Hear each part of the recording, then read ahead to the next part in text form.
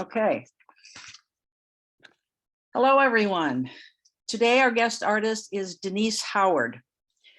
Denise is a nationally and internationally recognized artist who has received numerous awards for her realistic colored pencil and graphite work. Today's demo is entitled Colored Pencil as a Fine Art Medium. Denise's first career was as a software engineer, and she's one of the developers of iPhoto at Apple. And she earned movie credits on the movie Ants and the Academy Award-winning movie Shrek at PDI DreamWorks. After more than 25 years as software engineer, Denise then started her second career as an artist. She is a 10-year merit signature member of the Colored Pencil Society of America and a silver signature member of the United Kingdom Colored Pencil Society. She is author of the book 101 Textures in Colored Pencil, and also co-author of the complete book of Textures for Artists. Denise, welcome to Fremont Art Association. Well, hello, everyone. And thank you all for having me here today. And it's the middle of the day, so I presume none of you still have those careers going on, those first careers. I just retired from that software career after 40 years, about 2.5 months ago. So I'm still getting used to this idea of doing my art during the daytime instead of that pesky day job. So I'm really glad to talk to you today about colored pencil. It's my favorite medium. When I got a degree in art in college, along with my degree in computer science. And so in college, I was exposed to all sorts of media, and I gained some competence at them. Things like 5 different kinds of printmaking, oil painting, acrylic, airbrush, pen and ink, pastel, you name it. So when the opportunity, I found some time to get back to my art several years ago, I decided what I really needed to do, since I was still working full time, was just kind of focus on 1 or 2 media instead of going all over the place, or I would never get anything done. And so I gravitated back towards colored pencil because graphite pencil was my first love, and I always liked the absolute control I had over it. Like you can get detail, you can get shading, everything, but with colored pencil, you get all that, plus you get color. So you get all the control of pencil and all the color of paint. And so this leads me into my first point I wanted to make today about, well, for colored pencil as a fine art medium, well, why use colored pencils in particular? Isn't that like a little kid's media? Because we always see all the back to school ads always picture colored pencils and crayons because that's little kids media. And it's like, well, it is kids media, but I think most of us never think about using colored pencil as adults and as artists, simply because of the crappy colored pencils that we were given as kids to work with. Those things that we colored maps with in geography class in 5th grade or whatever were just horrid. They were hard. They wouldn't give up their color at all. They looked great, but you couldn't get that color to come out on the paper, and they would just tear the paper up, and you were lucky if you could get more than 1 layer of color on there to make another color, because the paper would start going like this. And it was just awful. It's like, no wonder nobody ever thinks of those as anything other than a kid's medium. But when I was, and I had always thought of them that way too, until when I got into college. There was a particular class, I think it was a commercial art class. And in commercial art, you learn to use all sorts of different media to just accomplish what the look that you're after. And so I was introduced to, at that time, Prismacolor pencils, and had my first little set. I still have the set. And I was just blown away. I was like, oh my gosh, these are so much better that, they have this lush color, and they blend like a dream, and I can do whatever with them. And so it makes a world of difference. Reasons to use colored pencils: they're clean. There's no mess. There's no cleanup. No fumes. There's no rush to finish before the medium dries, or waiting for the medium to dry. It's just always ready. They're affordable. You can get open stock pencils from anywhere between $2 and $4. You can get a whole set of 120 to 150 pencils for anywhere from $200 to $450, depending on which brand and if there's a sale going on. They're portable. You just pack them up in a pencil case, and you can take them everywhere. You can go right through airport security checkpoints. They're precise. You can get really fine details if you want to, but they're also very versatile. You don't have to use them for tight realism if you don't want to. You can use them very abstractly, and there are people who do that. So so these are all great reasons why colored pencil is gaining in popularity now. One of the things that held colored pencils back as a fine art medium for a long time was there was no control, there was no documentation or anything about how light fast they are. And by light fast, in case you don't know what light fast is, it's about the resistance of the medium, the pigments in the medium to fading or changing color with light. And there are in almost any set of pencils, or any, and this isn't specific to pencils either. The pastels recently went through testing on this. There's an organization called the ASTM that they developed things like light fastness standards for different media. And only just recently did pastels get their own light fastness standard. But the Colored Pencil Society of America was founded in 1990, and one of their pushes was the CPSA actually has membership in the ASTM, and they pushed for and developed a light fastness standard for colored pencils. And as a direct result of that, there are now two brands of pencils where every pencil, every color in the set is considered light fast. And so that helps promote the medium as a true fine art medium. Because what museum or gallerist would be interested in selling something that they know is going to fade away or change in 15 years or so, right? So it just helps elevate it a little bit more. So I was getting a little bit ahead of myself talking about the Colored Pencil Society. A little bit about the history of colored pencils. So it's a little unclear who developed the very first colored pencils. It was sometime back in the early to mid 1800s.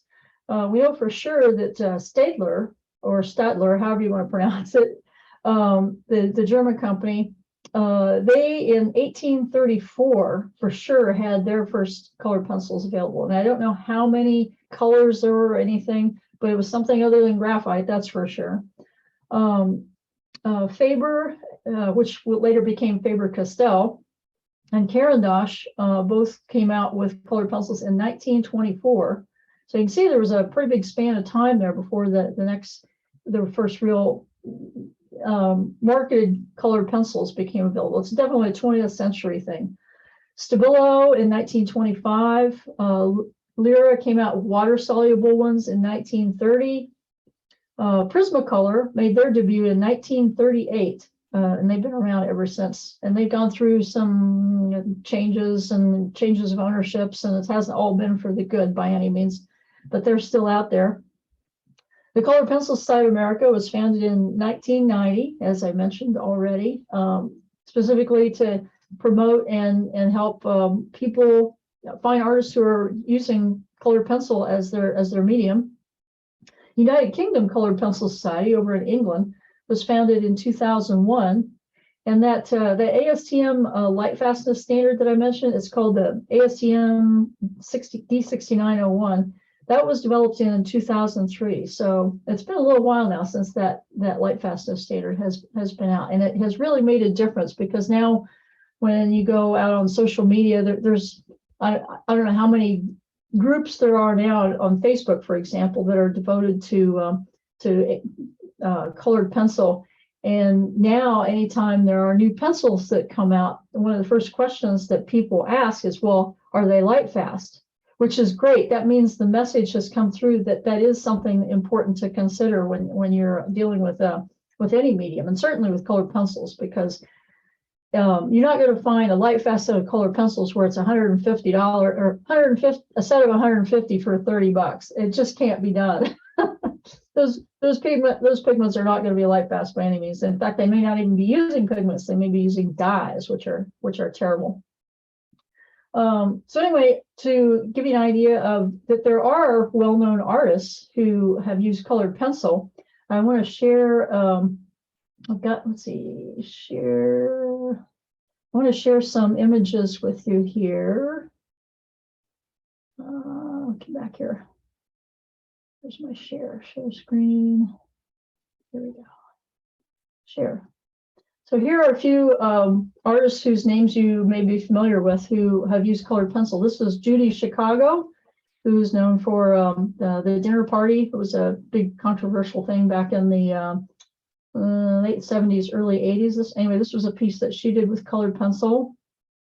Gustav Klimt, that you may know, he did the, there was an exhibit of his work over at Stanford a few years ago.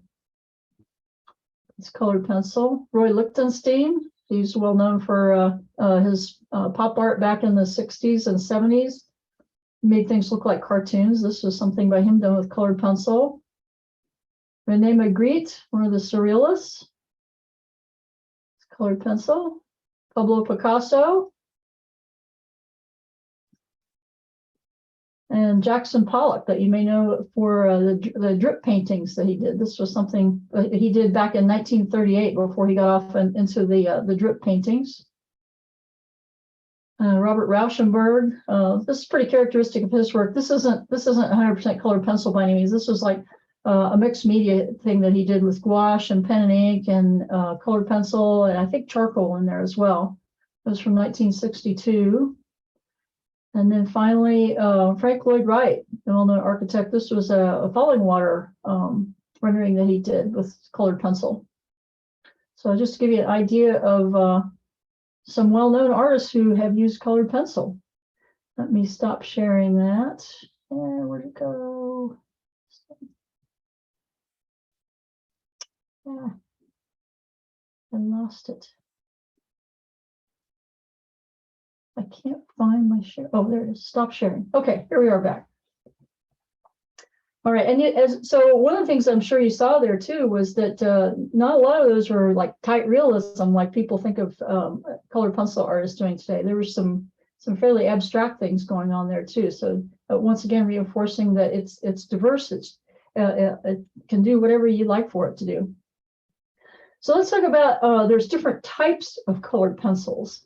So the two main terms that you'll hear associated with colored pencil are wax-based and oil-based. And I use air quotes with those because really when you talk to the manufacturers, and I've talked to the chief chemist at Cavendish, who is that's the Cadillac brand for art materials and colored pencils in particular. They're all made in Switzerland. And they'll tell you that there's really no such things as strictly a wax-based pencil or an oil-based pencil. They're the cores of the colored pencils that have the pigment in them. They're made of pigment and binders, and the binder that holds it together is going to be made of it's a blend of waxes and what they consider waxes and oils. And whether a pencil is known as wax-based or oil-based just kind of depends on where along the spectrum that blend is. If it's a little more on the oily end, then it will be considered a wax-based or an oil-based colored pencil. If it's a little more on the waxy end, then people will call it a wax-based colored pencil. And there's really not that much difference in how they behave. In fact, the name oil-based is kind of a misnomer anyway, because there's nothing at all about it that would ever lead you to think that there's oil involved with it. It's not. It's never going to leave a stain on anything. It's not like using oil pastels. The main way I would characterize the difference between wax-based and oil-based colored pencils as far as how they behave is that the wax-based pencils tend to be a little more creamy in texture when you put it to paper. and they blend more softly that way, whereas the oil-based pencils tend to be a little more drier and a little more powdery, for lack of a better word, when they apply to paper. And I've got examples of these. You're probably all familiar with Prismacolor anyway, so I don't need to show you Prismacolors. Those are certainly known as wax-based colored pencils. An oil-based brand or an oil-based colored pencil are the Faber-Castell Polychromos. And they definitely behave a little differently. I definitely feel like they're a little on the dry side. And another wax-based colored pencil are the Caran d'Ache Luminance 6901. And harking back to what I said about the ASTM light fastness standard, you see that 6901 is part of the name. These were the very first set of colored pencils where every pencil in the set was manufactured to that light fastness standard. And these are expensive pencils. To buy individual pencils of these are like $4.50 each or whatever. But it's one of those things where you think, oh my God, why would I ever pay that much for pencils? But then when you try it, you get a chance to try it, you're like, oh, now I get it. Because they're a dream to work with. There's the other set of light fast colored pencils that are available out there now, where every pencil is not going to fade on you. It's made by Derwent, and they're called Derwent Light Fast. That's the name of the pencils, Light Fast, and they also are available in both the Luminance and the Light Fast are available in sets of 100 colors now. So like I say, wax based and oil based, and there's other brands available. They're wax based, oil based, whatever. And that's also one of the first questions people ask now when they find out about a new brand of pencils. Like, oh, is it wax based or oil based? And like I say, it really is kind of irrelevant.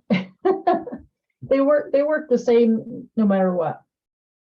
Another type of colored pencil would be a water soluble pencil, and you can think of it as a watercolor pencil. It's the same thing. It's just two different words for the same thing: water soluble pencil, colored pencil, or watercolor pencil. It's the same thing. It's the same pigments. It's just that they use a water soluble binder in there, so that when you add water, that dissolves and turns into basically a watercolor effect. Something that is not considered a colored pencil, at least not by the Colored Pencil Society of America, are pastel pencils or wax pastels. The reason being that supposedly pastels are made with different kinds of pigments than the color that's used in colored pencil cores, and pastel as a whole is just a different medium. That's the main reason, really. Pastel is considered a whole different medium. So when you take pastel and make that in pencil form, that's pastel pencils. So that's still a different medium. That's the thinking behind that. Any questions so far?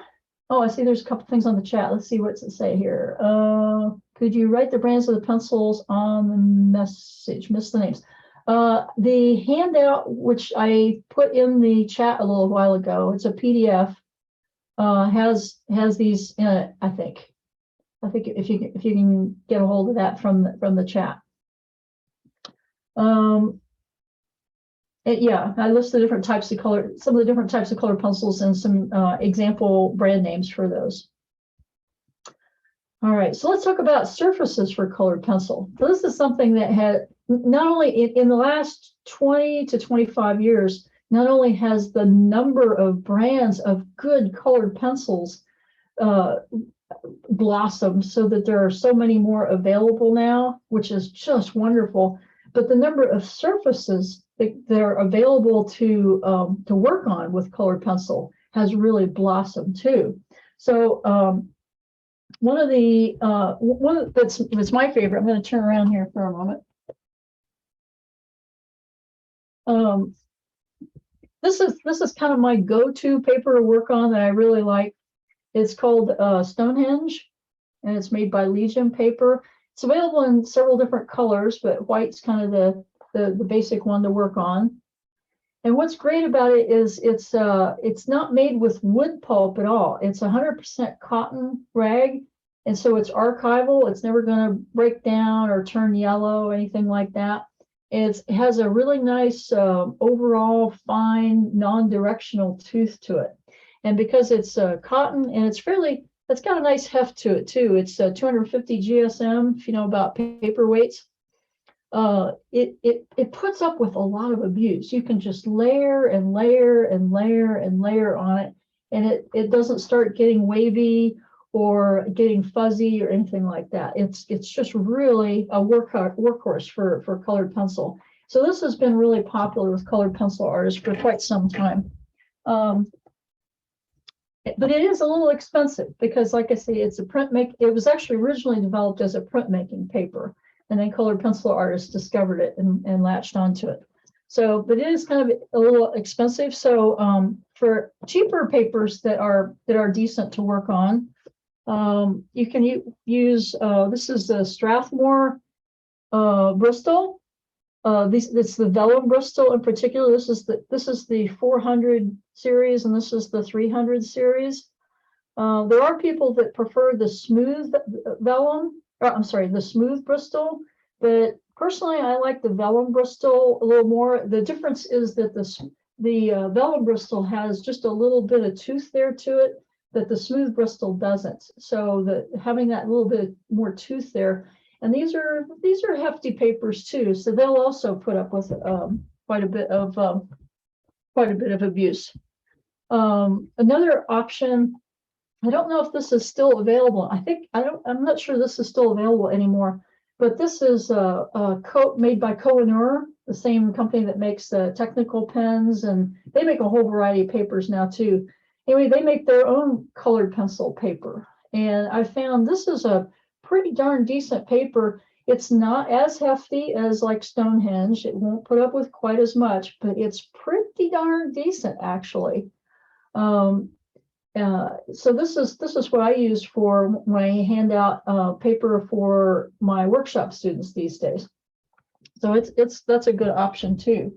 And that's let's see, does it say how many GSM? 185 GSM. Another one that you might see available out there is called a Strathmore colored pencil paper, and I do not like that paper at all. To me, it's just not good paper. It's thinner. When I tried it, and by the way, when I try out a new surface or something, I don't just do a little squiggle on it and figure it out in 2 minutes or whatever. I launch into a whole project because I want to spend time with it and really learn. Maybe I just need to adjust my techniques or whatever to work on it. But the Strathmore colored pencil paper, it would only take about two to three layers of color, and then it would start getting fuzzy, and that's just not acceptable to me.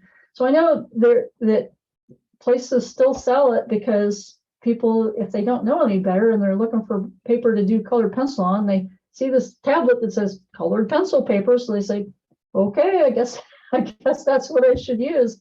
But there's definitely these other papers I think are a lot better and will give you better results. So even if you're just starting out with colored pencil, you don't want to go cheap on things.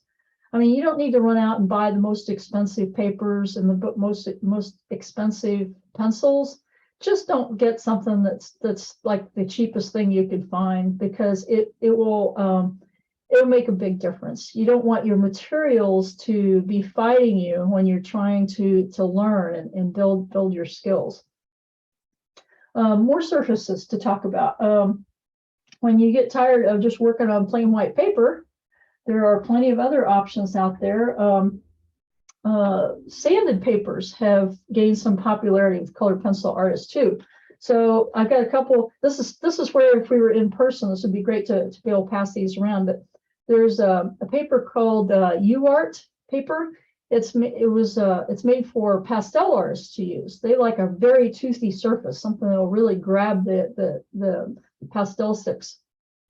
And it turns out that it's actually quite decent for working with colored pencil too, as long as you remember that it's going to eat up your pencils pretty quickly. So it's available. It's only available in two colors, this sort of a beige color and black. But it's available in, I think it's 8 different grits, everything from 240 grit to 800 grit. the lower the number, the grittier it is. And it's basically sandpaper, but it's archival sandpaper. Don't just run out in the garage and raid the sandpaper supplies out there. You don't want to use that stuff because that stuff does break down after a while and the grit comes off of it. Yeah, you don't want that. This stuff does not do that. It will never go bad. It's like I say, it's archival. The grit stays put. You can use water on it. You can use turpentine on it. You can use paint there on it. It just hangs in there. It's really great stuff. For and on the back, it always has the number for the grit. So if you've got scraps laying around, you can always go find and still know which grit that is. So that's the 800 grit. That's the finest, and this is the 600 grit. That's the not as fine. I personally prefer the 600 grit, but 800 grit is popular too. Since I can't pass it around, maybe I can do a little sound effect here. So this is the 800 grit. You hear that? With my thumbnail across it, and this is the 600 grit. So you can tell there's a little different sound there, right? It's a little bit different sound because the 600 is just a little bit grittier than the 800. So those are good options too. And on this one, you can see where I squiggled on it with the colored pencil a little bit. Actually, I think this was one that I know what it was. This was one that the last time I gave this presentation, I passed this around with a pencil for people to try it so they could see how it worked on there. Let me do that now, actually. Get one of these out. So the oil-based colored pencils work better on the sanded papers because remember what I said about the oil-based pencils tend to be a little drier consistency, a little more powdery, so they don't just stick in there. So I've got this sample here.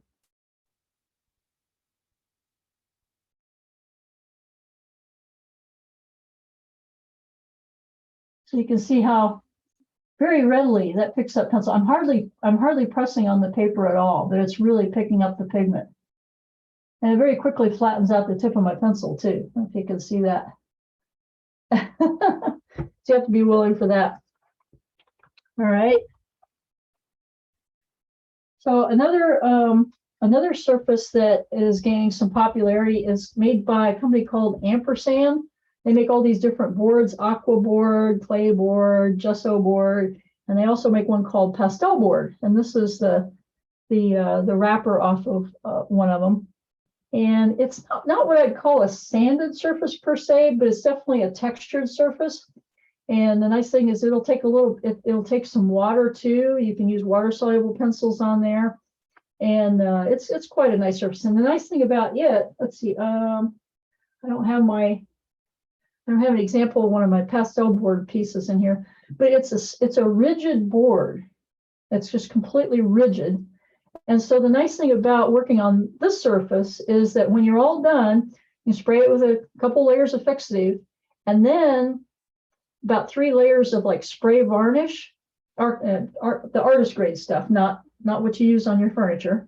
And then you don't need to put it under glass or anything. You can whack on it with your knuckles, hit it with things, and it's perfectly fine. You don't have to, so no expense of dealing with glass when you're framing. So that's pretty cool too. Another paper that's gained a lot of popularity with colored pencil artists. This is just a tiny little sample, but it's made by a company called Clairefontaine, and it's called Pastel Matte, and it's available in a whole bunch of different colors. And this isn't a sanded surface either; it's a textured surface. Now, let me see if I can get the sound effect here, if you can hear it. So you can hear that there's just a little bit of sound there to it.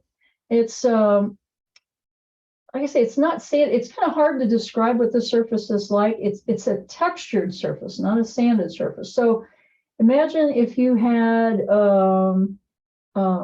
like if you're familiar with suede mat board, it has kind of a sueded surface to it. There's no leather involved. It's not really suede. That's just what they call it because that's the texture of it. imagine if you cut that nap down even smaller, the nap of the suede mat board, and that would be kind of what this is like. And it's gained a lot of popularity because with any of the sanded surfaces and with this too, you can actually work light colors over dark colors. Oh wow, there's a hawk just landed in our yard. I caught him out of the corner of my eye. Sorry, sorry, something I don't see every day. You can work light over dark, and it's become really popular for people that do animal portraits because it makes doing fur just an absolute breeze. And feathers, any kind of feathered or furred animal. And like I say, it's available in a bunch of different colors. This just happens to be one color of it. It's kind of a nice neutral warm brown. And it's available in white too for those that are purists. Something completely different that's not like, that has no texture at all is this is a sample of it. It's called the Duralar, and it comes in a package that looks something like that. And it's not a paper at all. It's a polyester film. And so what's cool about it, it has, like I said, to feel it, it has like no texture at all, nothing, not even like any paper or anything. So what that means is it very readily accepts the pigment, and you don't have to worry about speckles of white paper showing through because it's just so smooth. You can just get this perfectly smooth layer of color. The disadvantage is, since it is so smooth, is that you can only put about maybe 3 layers on it, and then it just won't take anymore. And if you try to force it to take more, then the color starts to come back off. Then it becomes like you're scraping away color. But because it's translucent, it's available. There's a clear version and matte version, and you want the matte version for this. This is the matte version. It says matte film on there. So if I turn this over, you'll see that I'm looking at the label through it, so you can see how translucent that is. And because it's translucent, you can draw on the back as well as on the front, and the colors that you apply on the back then will affect or modify or intensify the colors that you do on the front. So let me show you a little example I have here that I did with the Duralar. So I didn't even have to have a line drawing for this, because if I had a line drawing, I could just put it underneath here and lay it over the top and I'd see it. So I have 2 layers of Duralar here, and I've just got a white background. There's no line drawing there or anything.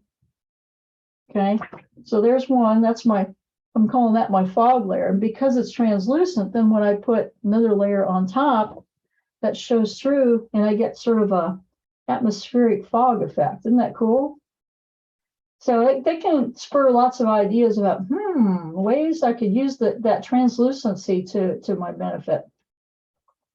And if you do something that's much more colorful, like maybe a flower, I've got a piece that I did of a cactus blossom, and so the colors are really intense on it.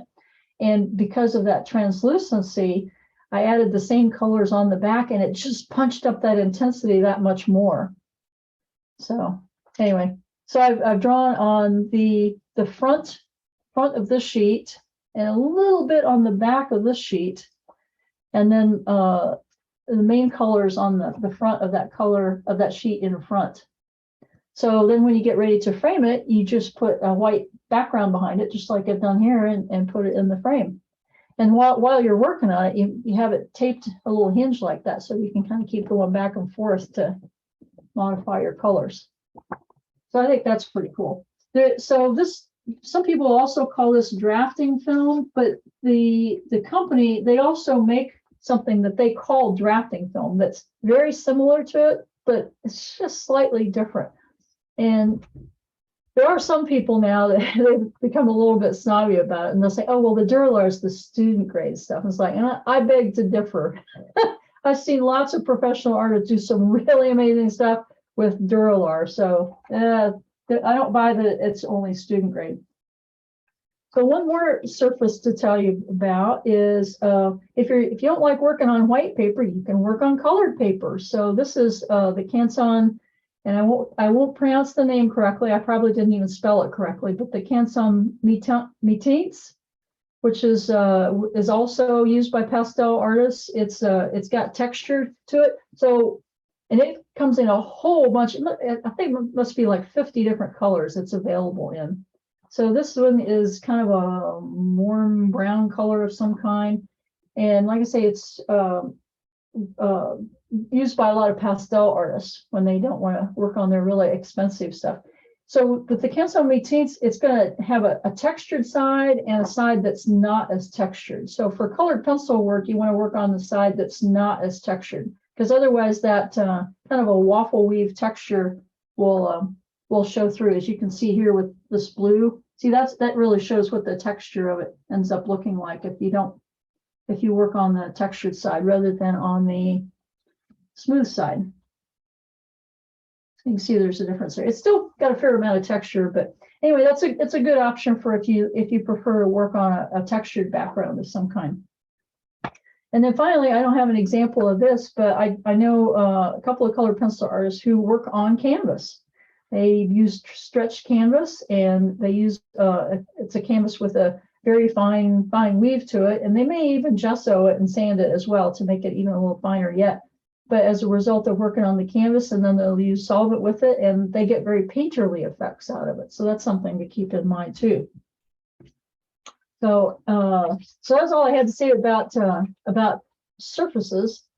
Is that too much of an overload? Any questions so far about those? If not, then I'll talk about tools, and I want to share again here.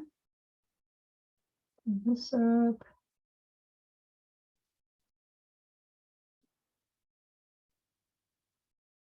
All right. Everybody see my image there?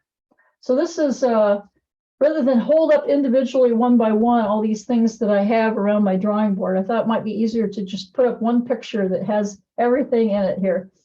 So can you see my little crosshairs where I'm pointing? Okay, good. So these are a variety of little tools that come in handy when you're working with colored pencil. So the one my crosshair is on right now is an electric pencil sharpener, and there's a whole variety of electric pencil sharpeners out there. So I won't even try to recommend a particular one, because as with athletic shoes, they seem to change every 6 months anyway. So it's hard to recommend any one, because it may be gone in another 6 months.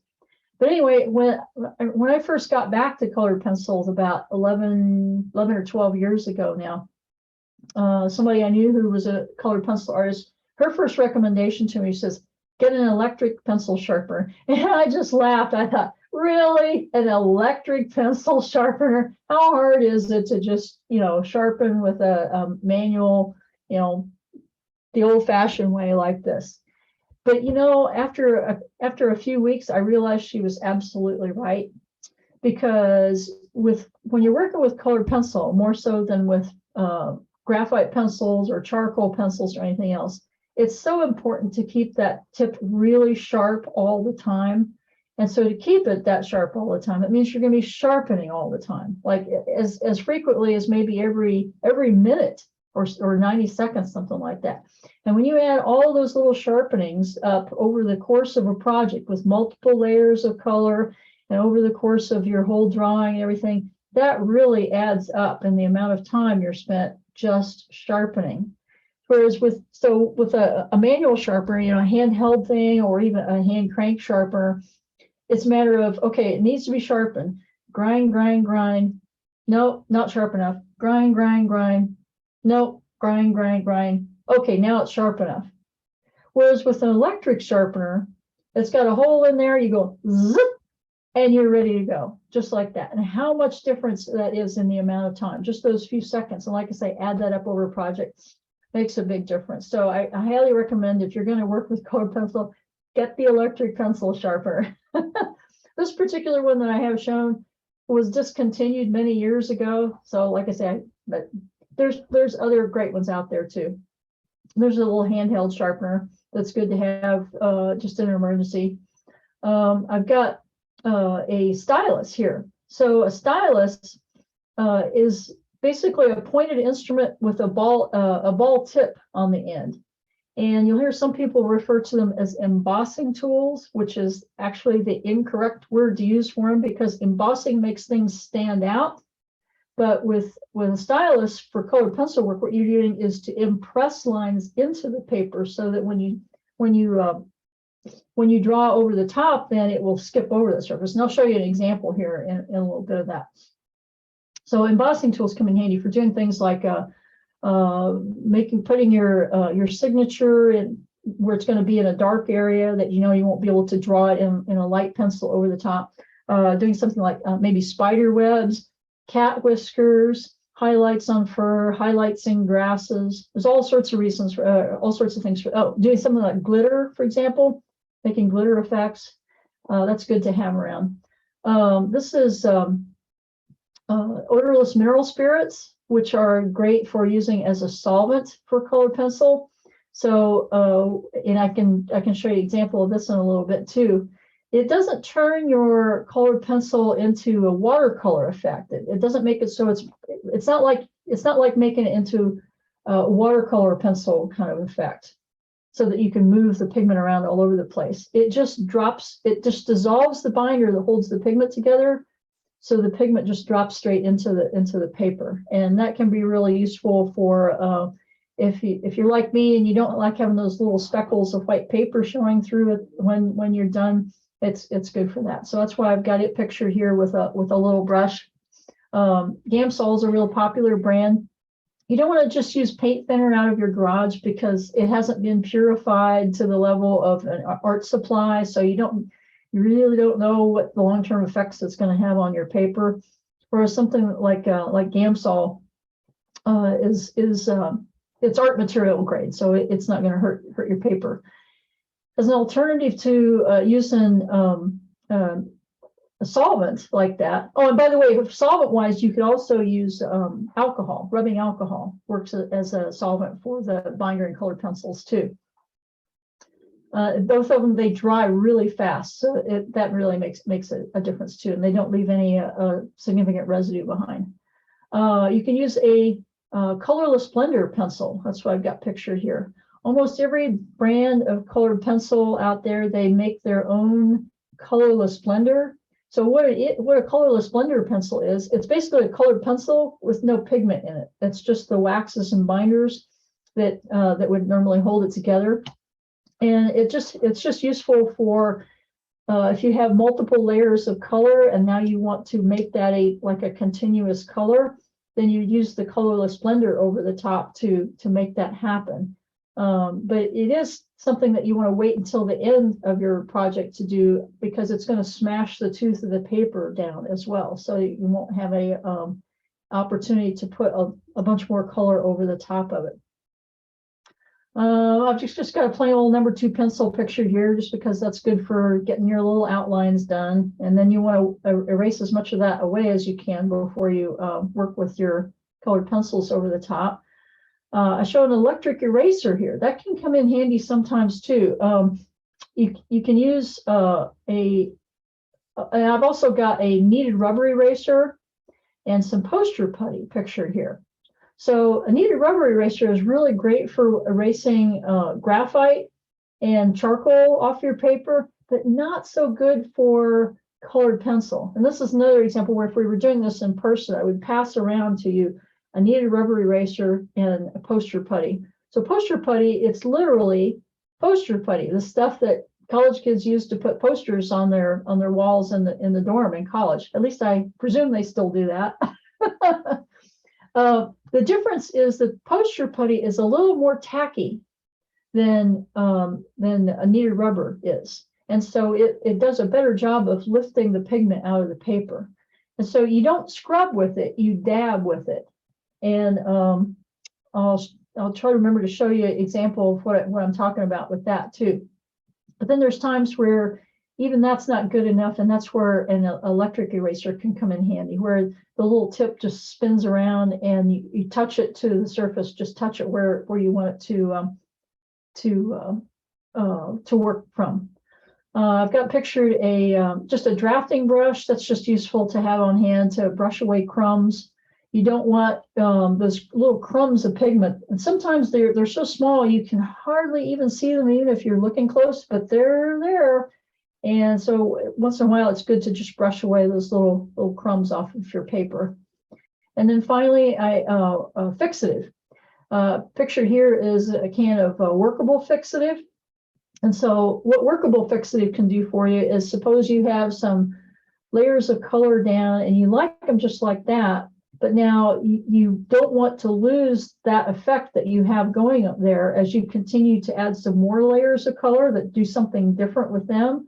So and that's the case where you'd want to use spray a layer of workable fixative, so that prevents it provides a barrier to protect the layers below from what you're going to do above. And you can use workable fixative as final fixative too, by just using more layers on top. But what I like to do is use the workable fixative as a workable fixative. And then as a final fixative, I actually like this a whole lot. This is made by a company called Lasco, and it's their fixative, and it's a little more expensive, but it's really great stuff. It comes out in a super fine mist, and I've never had it spit. Some fixative cans are prone to spitting, but this one doesn't. And it's archival. It won't hurt you. It won't change the colors. I've heard some people say, "Oh, I never use fixative on my colored pencil work because it changes the colors." Like, I don't know what you're talking about. I have never experienced that. It's certainly not with the Lasco. So that's that. I know you're itching for me to get going with the demo part, but I've got a few more things I want to show you here. Another tool, and I think this may be one of the most important tools of all, is a swatch chart. I see a lot of artists, particularly when they're first getting started and they don't have big sets of pencils yet or anything. They, as they're going along on a project, you can see over in the margin outside the picture, they got all these little scribbles of color where they were trying to figure out, well, what's the right green for this spot that I'm working on. So they pick up a pencil and they do a little scribble of it over in the corner. Oh no, that's not the right color. So they put that one back and look in their set. Maybe this is the right one. They pick it out, scribble on it. No, that's not quite the right one either. And they do this over and over again over the course of the project, and they lose a lot of time this way. Whereas if you make a swatch chart and put it on your drawing table and have it there available all the time, and better yet, do like what I've done here. I put a little tag with a number that matches the number on the swatch chart. Put that tag on the pencil. So then, like in this case here, if I'm looking for a blue, and I look at all my blues here, and I could just go right to the ones like, you know what, the indigo blue looks like the right color. So bang, I go right, or I'm sorry, the violet. So I go look, bang, right to that color in my set, and I'm done. No scribbling in margins, losing time that way. I can just use my swatch chart. So I want to tell you guys on my website, I don't ask for your email address. There's no login, no registering, no nothing. Just on my website, there's a tab for downloads and media. And under there, I've got swatch charts, PDFs that you can download for most of the major brands of pencils that are available right now, that you can download, print them out, and color in with the pencils that you have. And you'll have a swatch chart you can put on your drawing table. So that's my gift to you as a fellow colored pencil artist. Big time saver. All right, so let's talk. So that's enough about tools. Any questions so far? Let's see here. Anything in the chat? Which surface do I prefer the most? My go-to surface is still the Stonehenge paper.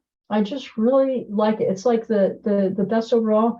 But certainly when I sit down to, if I've got a particular reference that I want to work from, that's one of the things I consider when I'm looking at. It's like, okay, which surface would make this the easiest to do to get the results that I want? And a lot of times it's the Stonehenge, but there are times when it's other surfaces too. It's one of those things that you decide based on how you like to work over time. It comes with experience.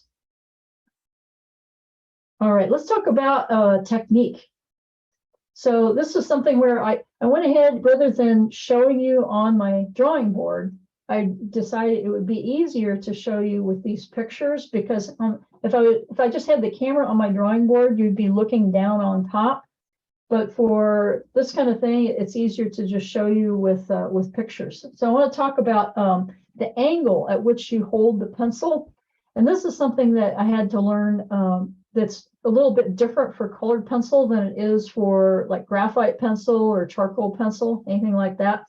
With graphite pencil or charcoal pencil, we're kind of used to holding a pencil just any way you're used to holding a pencil, and you just draw. But with colored pencil, we're more concerned with getting the pigment down into the tooth of the paper to get a more consistent overall color and be able to blend multiple layers of color together to get the color you want. So holding it in just a standard position, like what I'm showing here in this image, doesn't really do the job for you, because what ends up happening, and I've got another little visual aid here for that too that I'll show you. Where'd it go? Can you see me holding this up?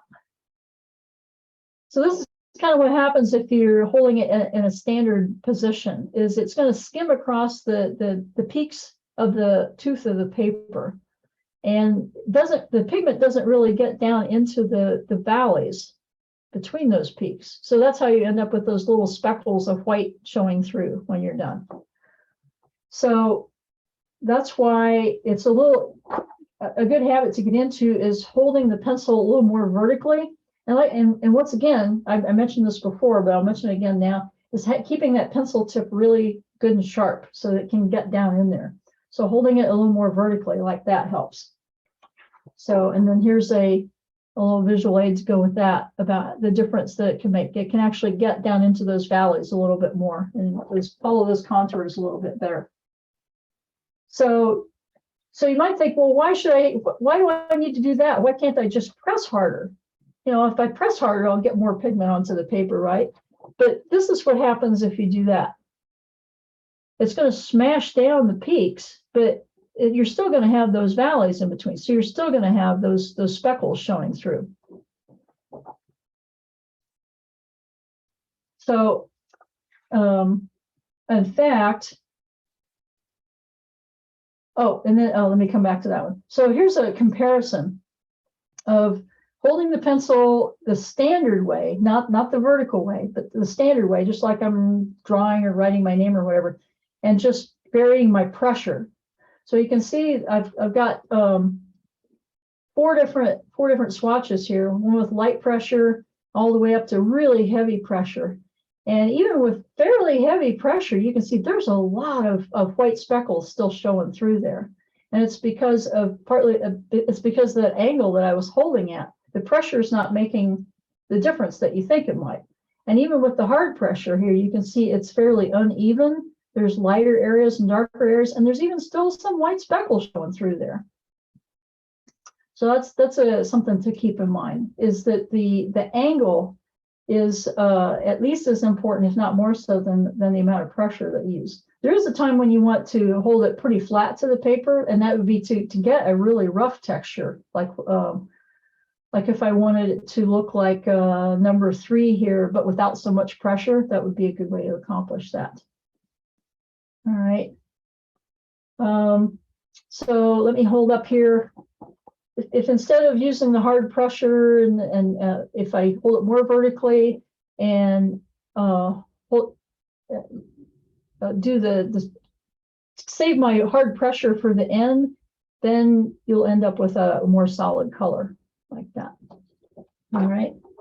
So let's talk about some basic strokes here. The first one right here is just a linear stroke, just going back and forth, back and forth.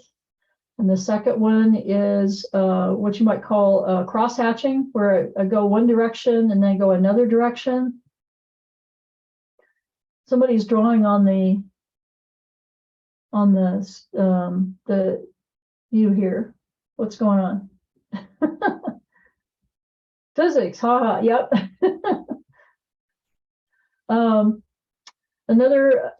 So I mentioned scumbling a minute ago on my little handout. This is I don't know if you can see where I'm moving my pointer in a circle here.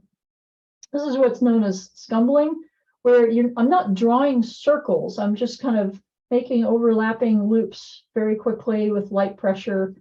And the idea is it's kind of like combining all different directions of cross hatching all at once, and they all overlap. And the more you do it, as you can see over to the right here, it ends up being a more solid texture without any directional lines to it. You can't see what the strokes were anymore because they all overlap so completely.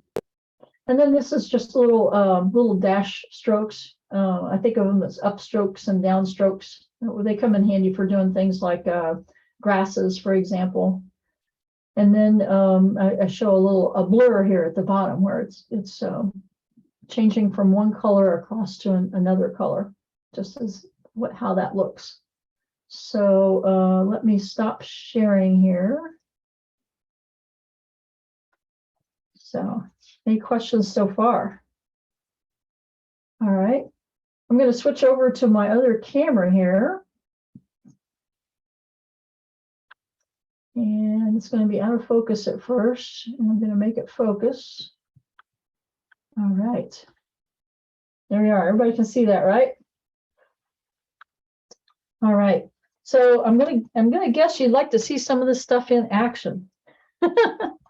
So I have a picture that I downloaded of an oak leaf. I'm not going to make it that big, but I thought this was interesting because this will give me an opportunity to show you about layering color, as well as using the stylus to accomplish the veins in the leaf. And I won't manage to finish the whole thing by any means, but we'll get started. So I have, you can't see it, but I have a swatch chart. Oh, it went out of focus again. What the heck? There. I don't know if it's going to keep doing that or not. So you can't see it, but I have my swatch chart up above my drawing area here so that I can pick out some colors. And I should put this a little closer, so you can see a little bit better. The first thing I need to do is make a quick little outline. And of course, the one thing I didn't bring out was my little pencil. There we go. And I'm not going to worry too much about making this very realistic either. It's just a leaf.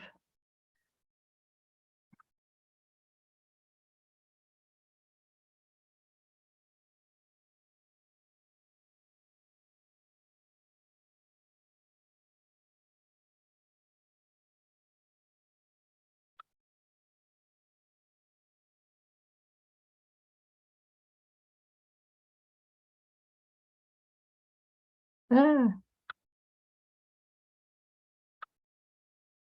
nice thing about working from nature is that it almost never has to be exactly like what it is you're drawing to look real, because there's so much variation in nature. And that's going to go over there. That's going to go over there.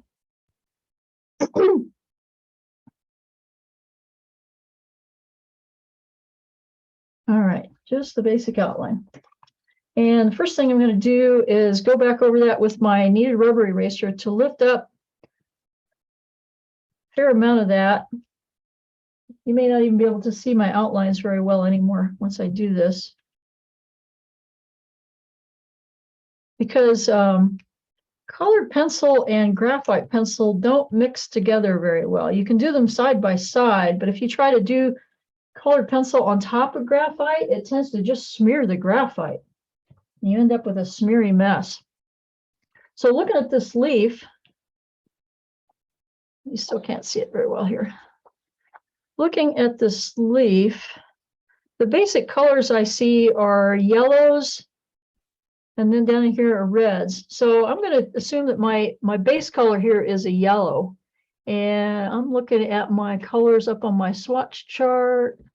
And I'm gonna go with, this is Prismacolor. This is a Prismacolor color, and it's not sharp enough. So I'm going to hold it pretty vertically.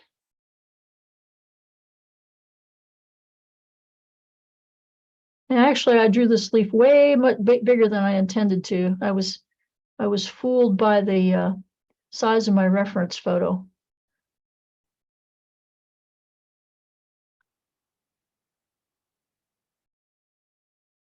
If I was drawing this leaf for real at this size for my own projects, it would probably take me a day to finish it. I'm not kidding. You know, I used to think, well, and I hear people say all the time, the biggest disadvantage of working with colored pencil is that it's such a slow medium. It takes so long because what you're doing is you're building up the colors one layer at a time. You can't mix up a batch of color and apply it to a surface like you do with paint. But something else that I thought of, and see, here's right away, I can see that's what goes on when you put graphite underneath colored pencil. I shouldn't have put the veins in at all with graphite. Anyway, it occurred to me that, well, it is a slow medium because you're building up one layer at a time. However, when you think about what oil painters do, for example, oil painters often work in layers too. They'll work with glazes, build up one layer at a time. And in order for them to do that, they have to stop what they're doing on a painting and wait for that layer to dry before they can put that layer of glaze over the top of it. And that might take a day or 2 days or a week for that to happen.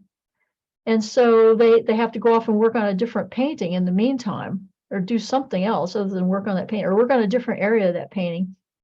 And so when you get right down to it, over the amount of time that it takes for them to finish that painting could be, you know, a few weeks or a few months. Well, it's the same with the colored pencil. The only difference is the colored pencil artist is just continuing working that whole time on that same piece. Whereas the person with the painting, they just had these long wait periods in between. So in that respect, I'm not so sure that colored pencil is a slower medium, because the amount of time from start to finish on a given piece is about the same either way, maybe.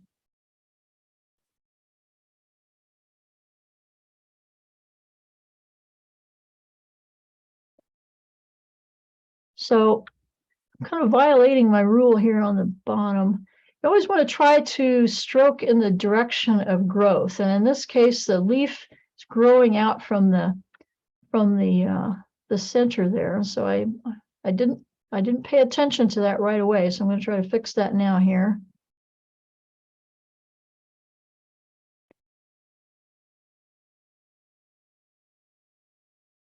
And I keep checking every time I pick up my pencil off the surface of the paper. This was something that I learned differently for colored pencil as opposed to a graphite pencil too, is that anytime for any reason you pick the pencil up off the surface of the paper, give it a little eighth of a turn in your fingers to make sure that the sharpest part of that point is always in contact with the paper. Because it's going to start to get dull, and then it's going to change the effect that you get on the paper as it gets duller. We're always trying to get down into the surface of that paper.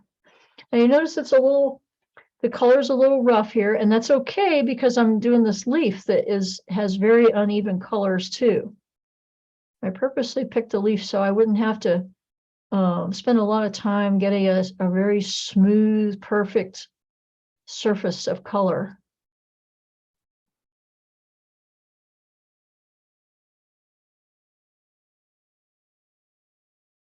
And by the way, this is that Kohinoor colored pencil paper that I'm working on here, in case anybody was curious.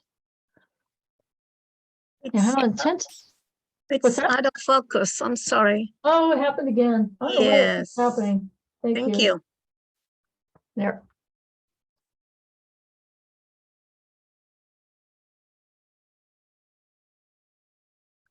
I struggle a little bit with this camera because when I put it on autofocus, sometimes it just won't even do anything other than be out of focus. But if I put it on manual focus like it is now, then at least it will be focused sometimes. So how much brightness I get on here kind of depends on, how much I go back and add more color. I'm trying not to charge directly to the end color that I want, because if I did that, I would probably be using a lot of pressure. And remember what I said about adding a lot of pressure is that it ends up just smashing the tooth of the paper down so that I can't adjust it as much later. So I'm really on a scale of 1 to 5, I'm using about a 2 right now.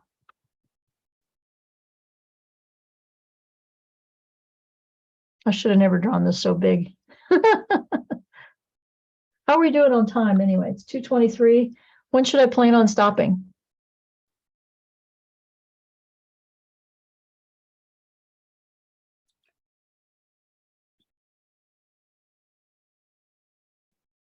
Janet, Mary. What's that?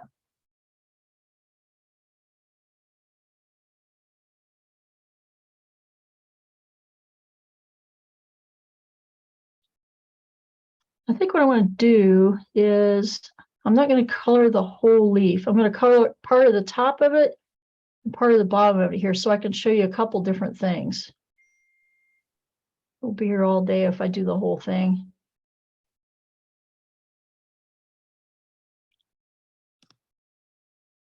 The demos usually go until 3 o'clock, Denise, Okay, thank you. give or take. All right. So there's a couple things I wanted to show you with working on this once I get some color down on here first. One is using the stylus to preserve lines, and one is using solvent. And let's see, I don't know if I'm going to have enough pigment on here to show you the colorless blender as well or not.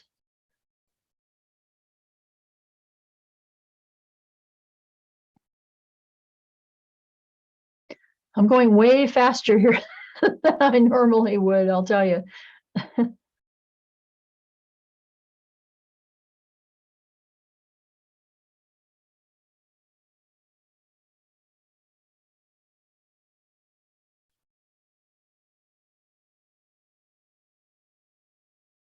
Every time I pick it up, I want to turn it.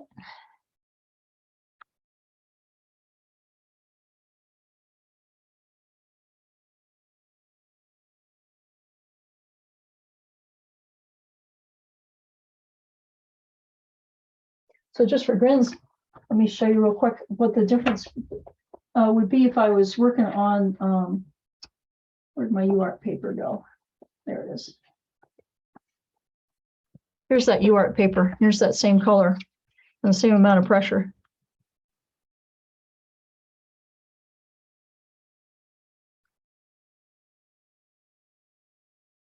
Pretty big difference, huh? It wears it away really quick.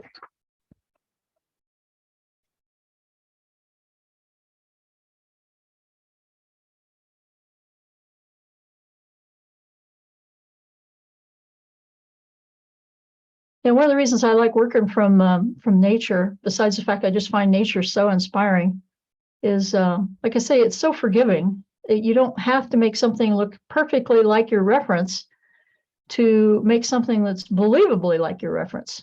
I mean, nobody ever sees your reference, so they won't know that you left out, oh, this one tiny little vein in the leaf, or this one tiny little dewdrop, or left out one strand of the spider web, something like that. But they will recognize that it sure looks like that kind of leaf or that kind of spider web.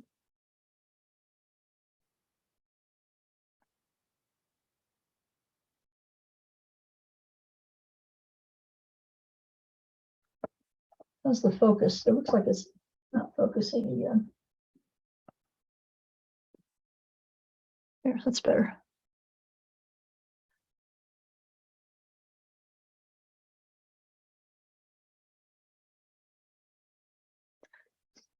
So to make the colorless blender or the solvent work effectively, I have to have a fair amount of pigment down on the paper for it to have something to work with. If there's just a little skift of color there, there's nothing for it to blend. And so you'd be disappointed at how rough it would still look afterward. So I'm going to want at least a couple layers of color there. Again, not by pressing hard, but by using a light touch. And I don't know if you can tell or not, I'm actually kind of overlapping my linear strokes as I go. They're not side by side, they're overlapping.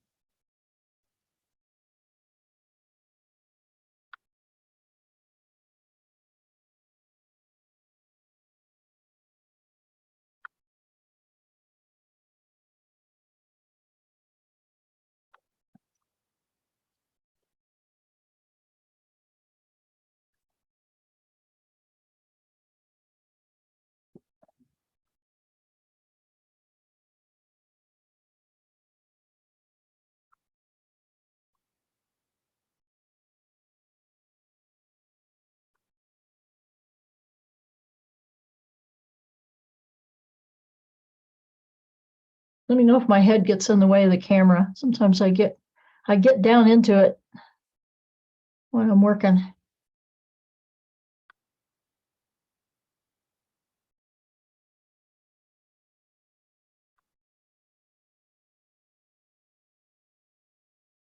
Looks okay so far.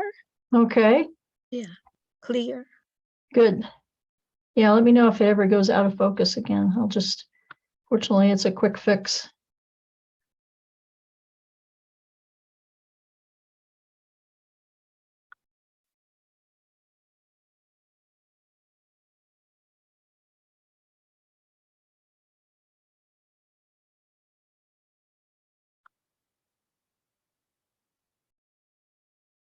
My pencil point's gotten pretty dull, so I'm gonna sharpen it.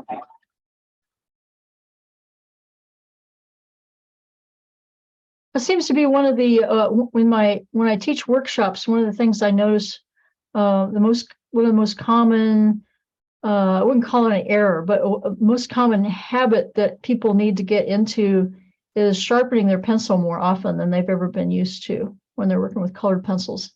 Because they've been used to, with graphite pencil, you can keep going for a long time and it just doesn't really matter that much because you're mostly just shading with it. But with colored pencil, like I say, you really want to try to get down into the tooth of the paper. And so that pencil point needs to be sharp all the time. You're out of focus. Thank you. Yeah, I don't know what gets it in the mind to do that. There we go.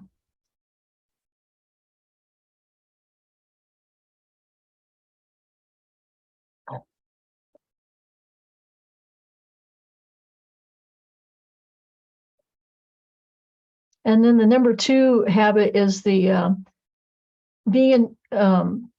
people tend to be in too much of a hurry to get the color on, and so they press harder instead of being patient with going back with multiple passes with lighter pressure. You're out I of focus. always tell people you want to sneak up on the color.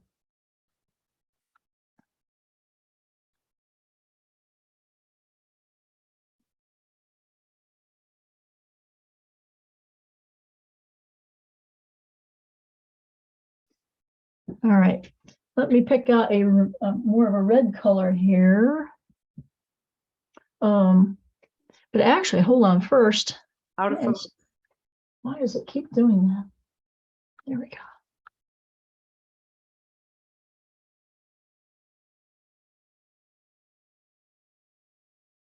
So I mentioned using the stylus, and I'm going to do that now here. Out of focus. Wow, it's doing that all by itself. Oh, let's try this. Maybe it won't do it anymore now. Oh, it's still out of focus though, isn't it? Not sure. So this leaf has these the veins in there. And if you look closely, you can see they're light in the middle and they have dark around them. So rather than to try to draw dark colors up to it, easier thing to do is to use the stylus that has that little ball tip on there. And now that I've put that yellow color down, because I know looking at the picture that those veins are yellow, is I'll come back in and press that color in. And it'd be better if I didn't still have that graphite line showing under there. I got to tell you that. So because I'm doing this, then when I go back over the top with more color, those lines will be preserved. And I'll see yellow. Let's see, this has a little vein. And I know you can't really see them in this light probably.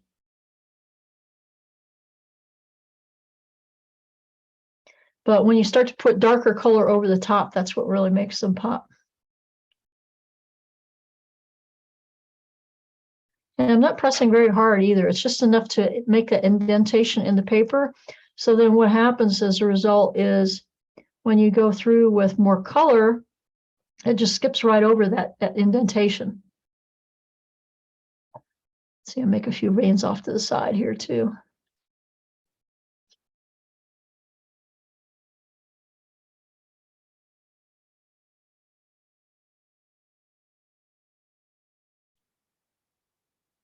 Let's see, there's more little ones in there.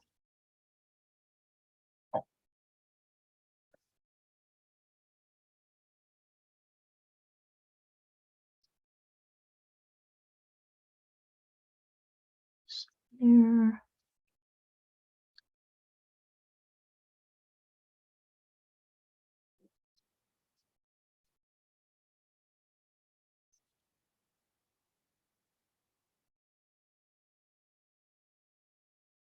I'm using lighter pressure for the indentations for the ones that are really light, barely visible.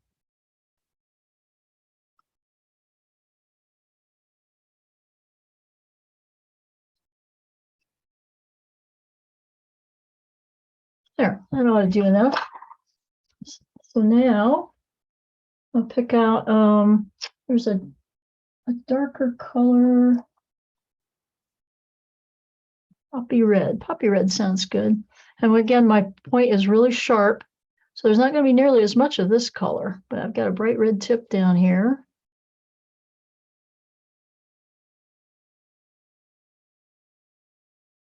I'm using light pressure.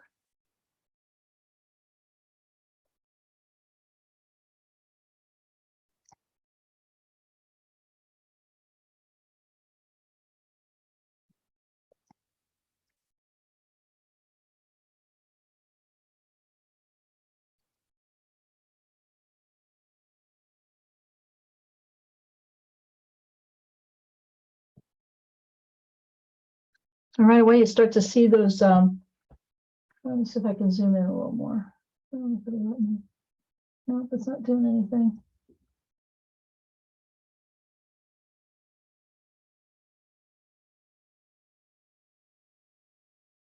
Trying to see if I can zoom in more, but it's not doing it.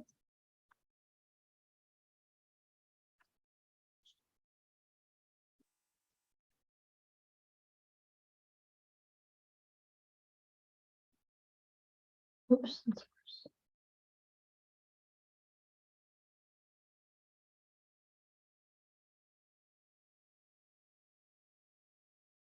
So if I really wanted to see a lot of the texture of that leaf pop out, I would have used that stylus and made even more marks on here. Make the little cells of the leaf. But I'm noticing that it tends to be redder on the tips.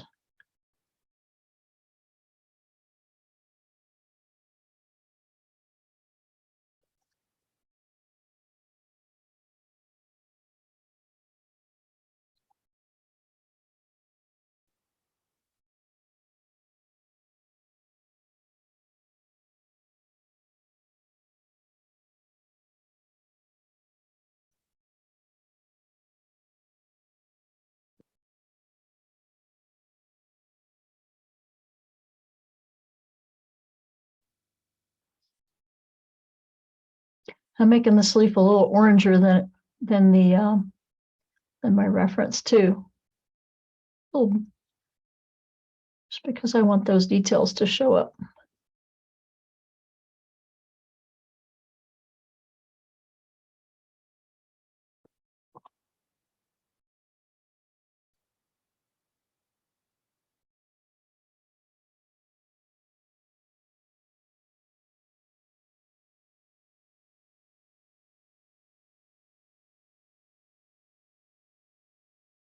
Just a little darker down here.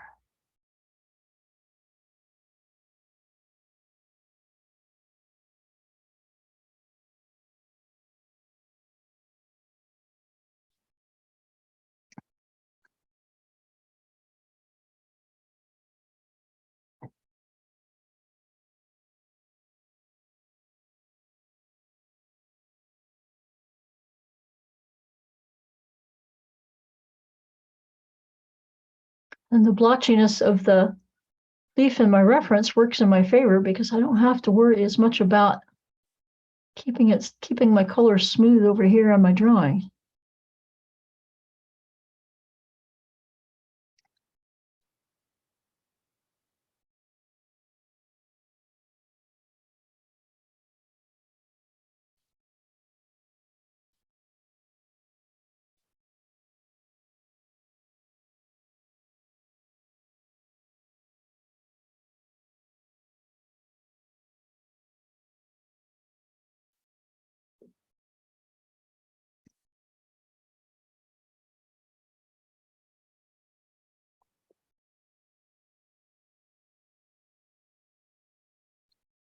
So right next to that big vein in the middle, I see that there's a green there.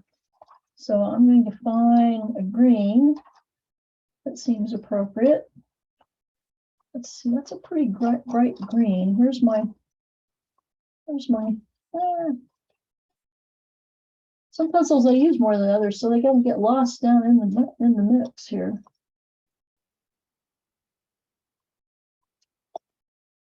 That one's too. This is spring green. Let's try this. So right down in here, actually, I went over that with red already, and I don't want to turn gray, so I'm going to lift that red back off of there. Notice I'm dabbing at it with the poster putty. I'm not scrubbing, I'm dabbing.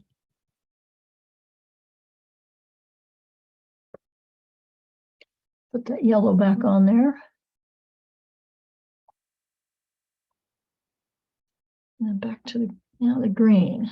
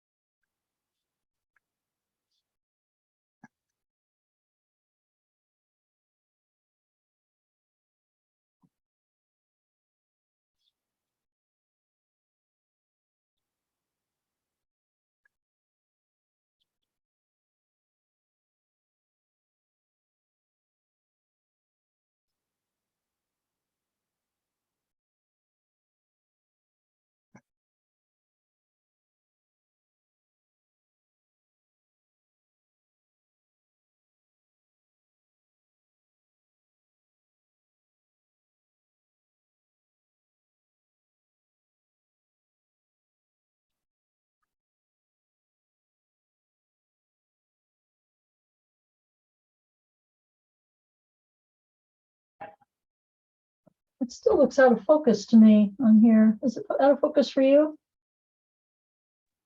Yes, just a little, not as bad as before, but yes, it is a little.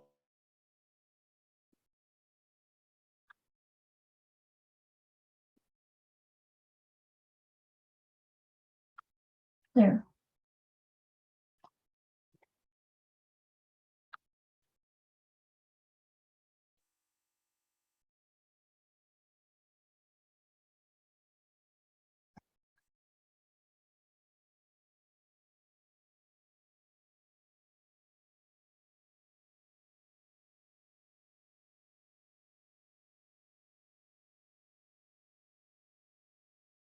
So I'm moving my pencil in a kind of a circular motion. This is that scumbling motion I was talking about earlier, where it's like overlapping loops, because I don't want a linear texture to come out of it.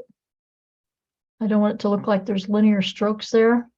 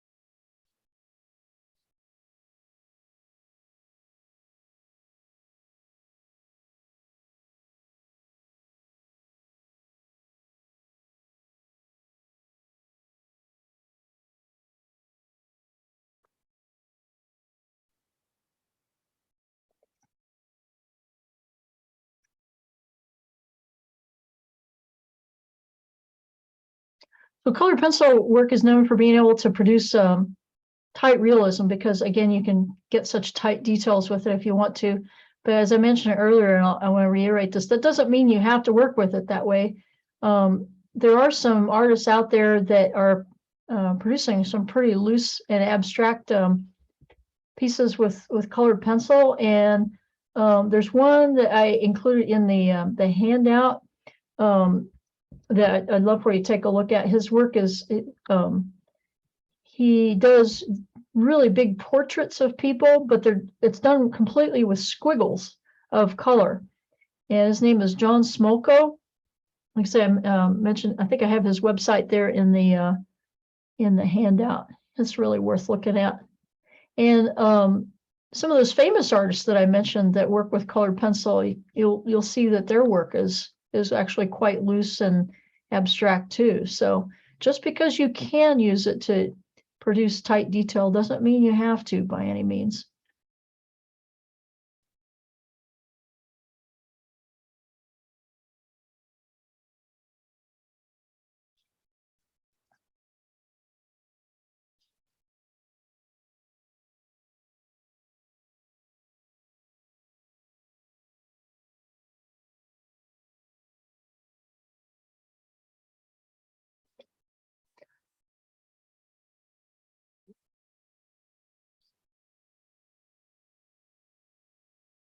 So in fact, the Colored Pencil Society of America, and anybody who's interested in colored pencil, I totally encourage you to join. You don't have to be a professional colored pencil artist or anything like that to join. It's for anybody who's interested in colored pencil as a medium. And we have about 1,800 members worldwide, not just in the US, but internationally. And we have two juried shows per year, one that's for 100% colored pencil work and one that's for colored pencil used with other media or on artist prepared surfaces. And in fact, the deadline for that second one that I just mentioned is coming up on November 15th. So you could still get something in for it this year if you've got something ready. And we have an 80-page magazine we put out twice a year with all kinds of good stuff in it. We have a convention every year. This year it was in Safety Harbor, Florida, which is a suburb of Tampa. Thank goodness we had it at the end of July, not last week. And next year it's going to be in Cincinnati, and the year after that it's going to be in Brea down in Southern California. And we have 18 chapters around the country, including a local chapter here that we have quite a few members over in the East Bay, in Livermore and Pleasanton and San Ramon, around in there. And then there's people on this side of the bay too, of course. And it's just a great way to connect with other people working with colored pencil. And our local chapter has a show every year as well. In fact, I think next year we're having 2 shows. And in fact, here's an idea for you. So this coming weekend, this coming Saturday, in Livermore, there's the Livermore Art Walk, and our CPSA chapter will have a booth there, and we're going to have artwork on display. And so you can come and chat with us and meet some other colored pencil artists and hang out as much time as you want.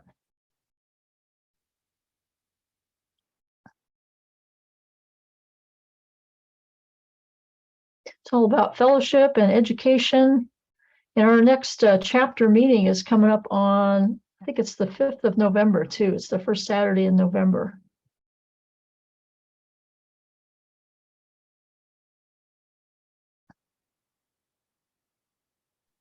Thank you for the information. Where may I get details Go to about this? CPSA, www.cpsa.org. Oh, okay. Thank you. And we have a Facebook page too. Mhm. Oh, it's good to know. Thank you. Yeah.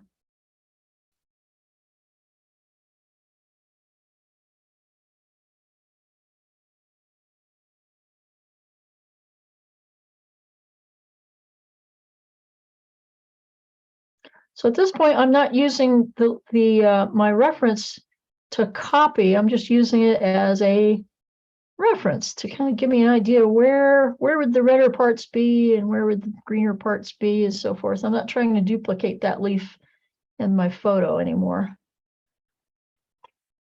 I think I want some darker green for that spot. Let's see what this one looks.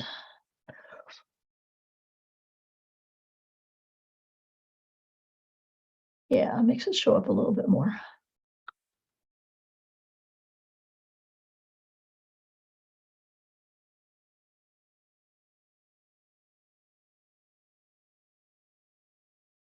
So just like in my reference, I noticed that on either side of that leaf vein, it's just slightly darker. So I'm making it stand out a little more here too. And likewise on this main vein.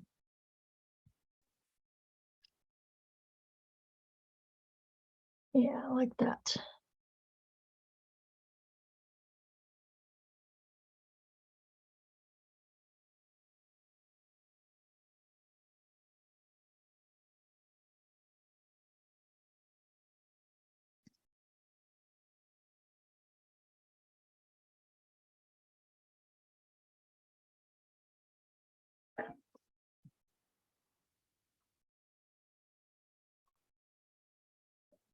So to intensify the color, I just go back to make another layer.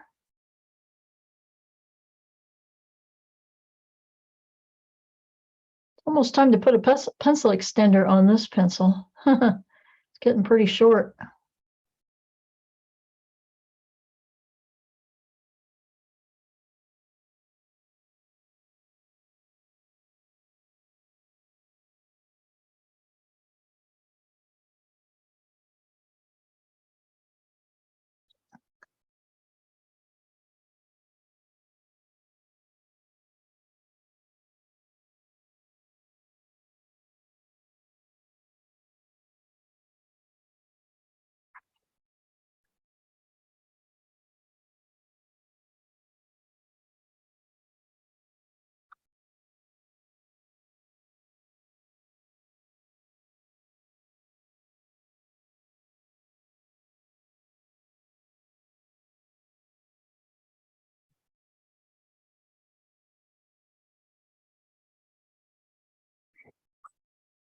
Denise, is that the same color yellow that you're using now that you did to start with, or is it a richer yellow? It's the same color, same one. Okay, and Yeah. I know it's easy for you to pick these colors and have them go on there and be the exact perfect color each time, but when we're new at this, how do you recommend we choose the best color? Do you ever test it on the reference photo, or how do you recommend we can pick the best color each time?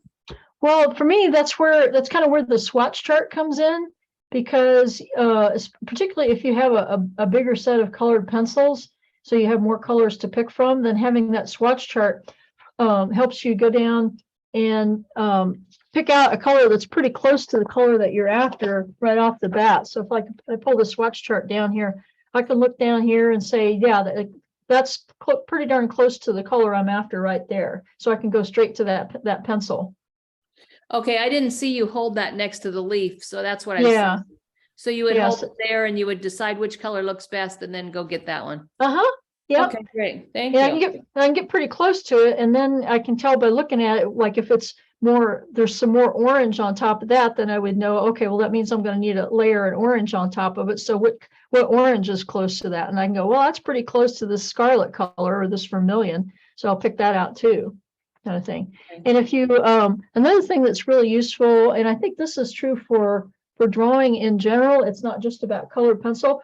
A tool that's useful to have is they're called value finders. And all it is, I mean, here I just used printer paper, but ideally it'd be like some card and just punch a hole in the middle of it. And you can lay it over the area that you're concerned about in your drawing and lay it over that same area in your reference. And if they look the same, then you're on the right track. But if they're significantly different, then you know you need to go probably darker in value and maybe a different color added to it as well. So from this one right here, I can see that I'm pretty much spot on, which is a good thing. But if I was over here right now, I'd see, oh, I've got a long ways to go because the color in my reference is quite a bit darker and redder than what I've got here. So that tells me I've got more work to do there. I use these all the time. This is something I think it's not just for beginners, it's for anybody.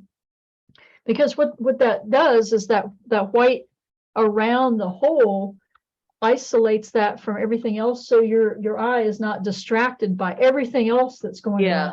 on. That's fabulous. That's Let you fabulous. just focus on just that spot. It makes such a difference.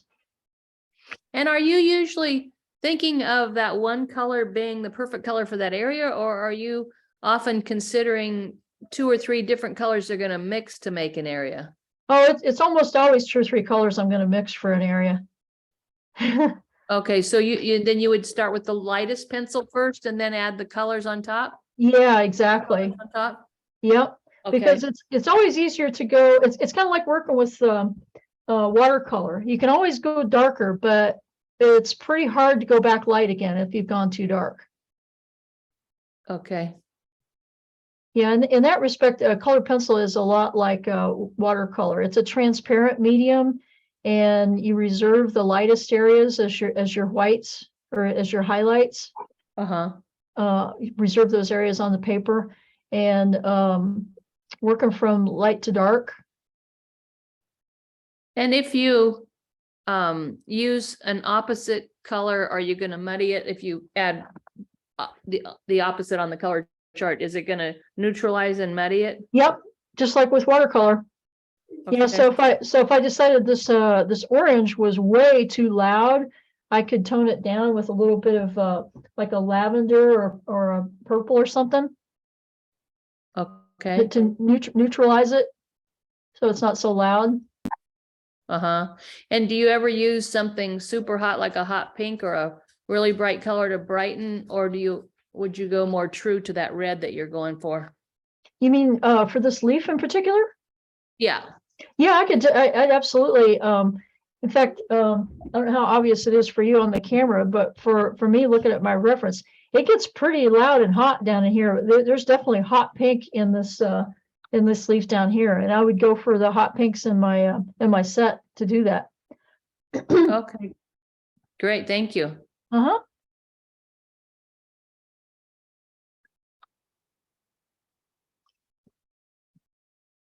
Put some more red going down in here.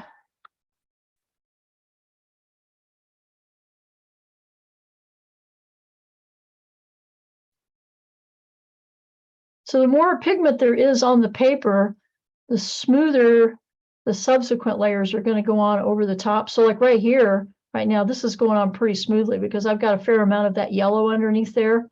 But if I went over here and just drew red, it's pretty rough looking because there's just that one layer of color. So that's something else that you get to rely on if your goal is to not have any speckles of paper showing through. By going lightly, layer by layer, and building up the color over time, just the act of adding those more layers fills in the tooth of the paper, so you get a smoother effect. So that by the end, you may not need to use a colorless blender or do any burnishing at all.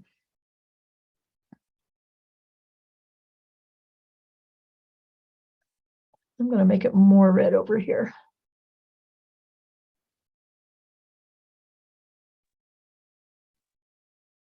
Denise, it's almost 3 o'clock. Oh, shoot. All right. Well, let me break away from those. This isn't quite where I hoped to be at this point, but let me show you then. So this is the Lyra Rembrandt Splendor Blender, which to me is there, like I say, there's a variety of colorless blenders out there. Prismacolor makes one, but I don't like the Prismacolor one. I've seen too often the Prismacolor one almost have some color in it or something. So anyway, the colorless blender doesn't need to be real bright, and I'm not sure how well this is going to work on here since we've done this, but if I wanted to smooth this color out altogether then and not have it be so rough, I can go over the top with the colorless blender, and by smashing down the tooth of the paper with more pressure with that blender too, it also makes the colors a little bit brighter. So that's one option. And then another option, I don't know if you could see the difference that made there or not. Another option, like I say, is to use solvent. And so this is my Gamsol. I'm just going to take, and this, it's odorless mineral spirits. So it is still toxic. It does still have fumes. You just can't smell them. So what I normally do, where's my little eyedropper?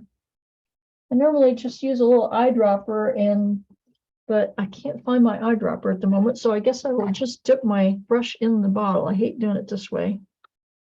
So I don't saturate the brush. I just moisten it.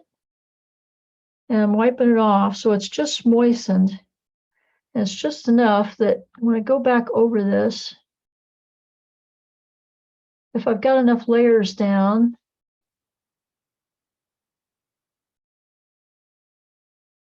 yeah, I've got it too wet, darn it. It's more than moistened. So it's actually soaking through the paper, which it wouldn't do if I only had it moistened. Normally this will help. So the difference, when would I want to use solvent versus using the colorless blender? If I just want to merge two colors together, but I'm not done yet, I want to put more colors over the top. So therefore I want to save as much tooth of the paper to still work on as I can, then I would use a solvent. But if I'm all done and I don't mind smashing down the tooth of the paper or anything, then I would use the colorless blender to do it.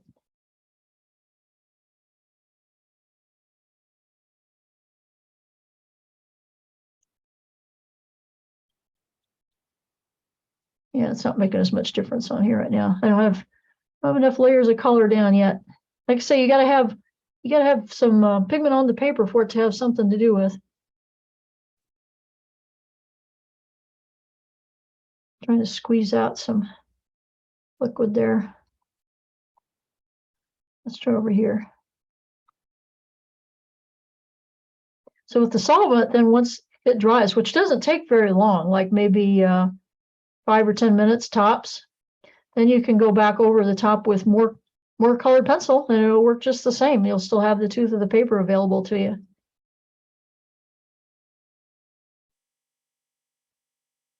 I think you can see how that started to brighten up as a result of having the solvent on there at least. Let's see what happens if I do it down here. I don't want it to blop down into the veins.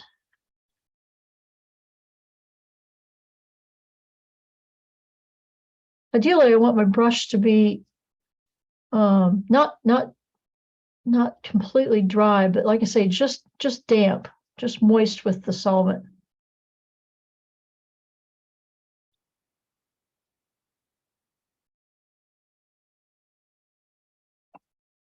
Right. And the cool thing about using the solvent too, like I say, it doesn't turn it into a watercolor effect. Like if I took this right here where I started to do this earlier, just as an aside over here, and use the solvent on that. I mean, I make the paper wet around it with the solvent, but notice how it didn't drag any. Oh, it got fuzzy again. You didn't tell me. You didn't tell me that. There we go. So you can see it didn't start dragging the pigment around and make it into a watercolor effect. It just dropped the pigment in place into the paper. That's what the solvent does for you. If you do want a watercolor effect, then I'd recommend using watercolor pencils with water, and they really do turn into watercolor. And because, and the other thing is because it doesn't drag the pigment around and pull it away, the brush stays clean, like there's no pigment on there. So cleanup is a breeze because it didn't pick up any pigment. All right. Yeah, there's other colorless blenders out there. Caran d'Ache, maker of the really expensive pencils, they make their own that it's not even in pencil form. It's the whole thing is a stick of the colorless blender stuff. They call theirs the full blender bright. And that's what this is. And let's see. I have another one here. Yeah, this is, I can't even show you this one. This was the Prismacolor when it's down to a nub. So let's see, is there anything else I can show you real quick that I didn't show you that you really want to see me do?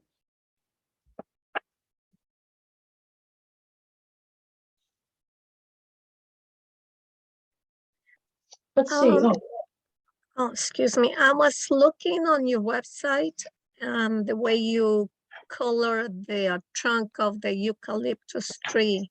uh-huh, That was amazing.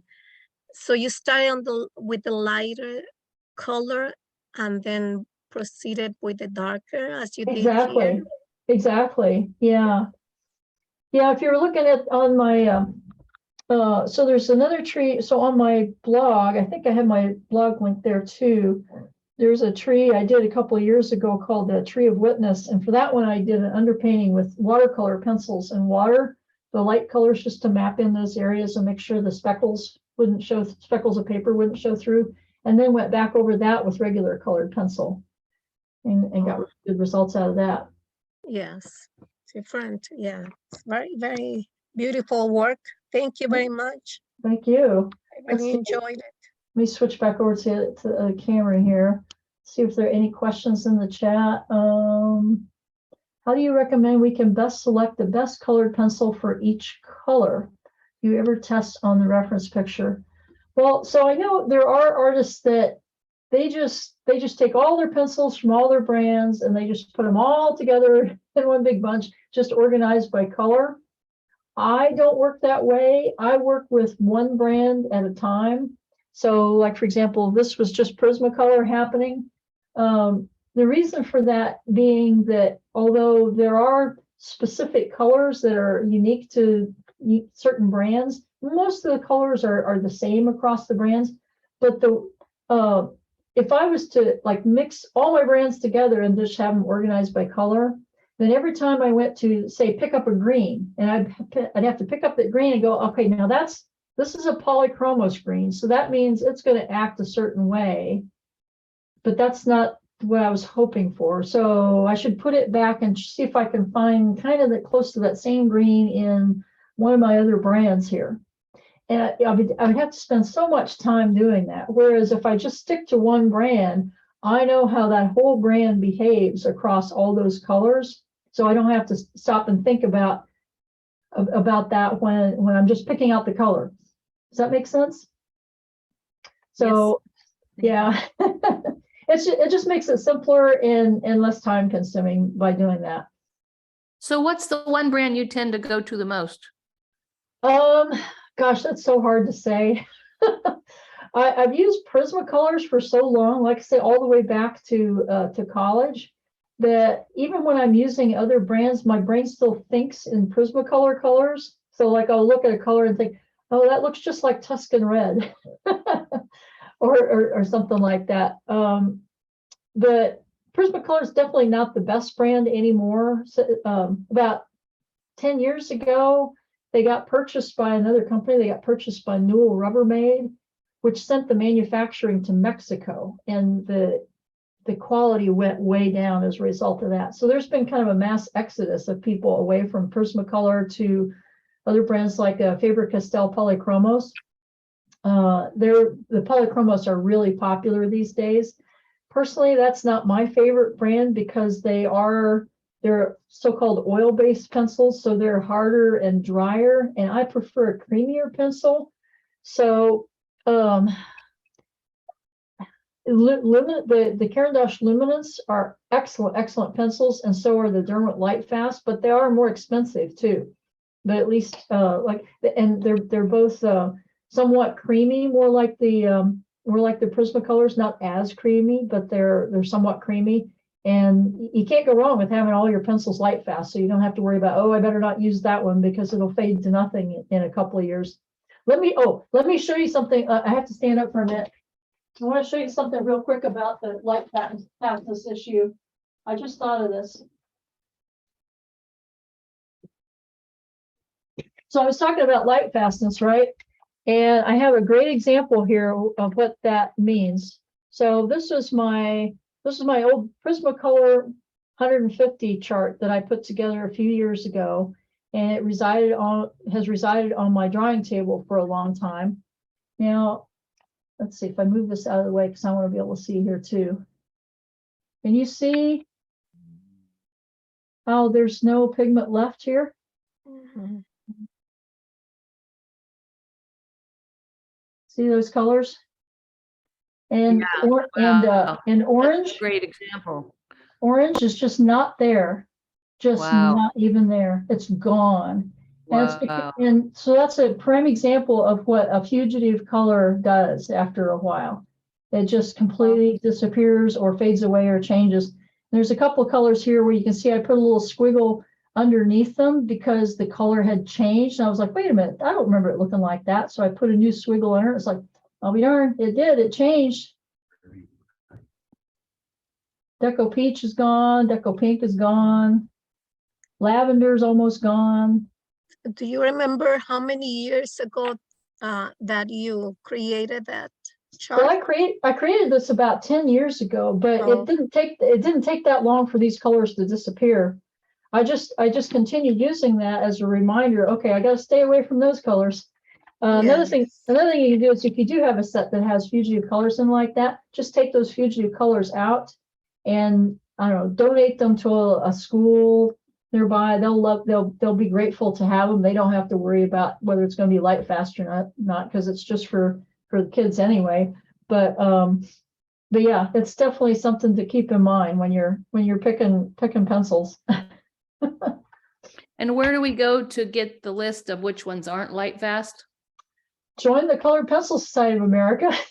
Okay, I am a member. Yeah. Oh, okay. So great. So that means all you have to do is ask the product research director for a copy of the latest light fastness workbook, and you'll send it to you as a PDF, and it's got all the results for every brand you can think of in it. Oh, great. So there's somebody I write to ask for it in the.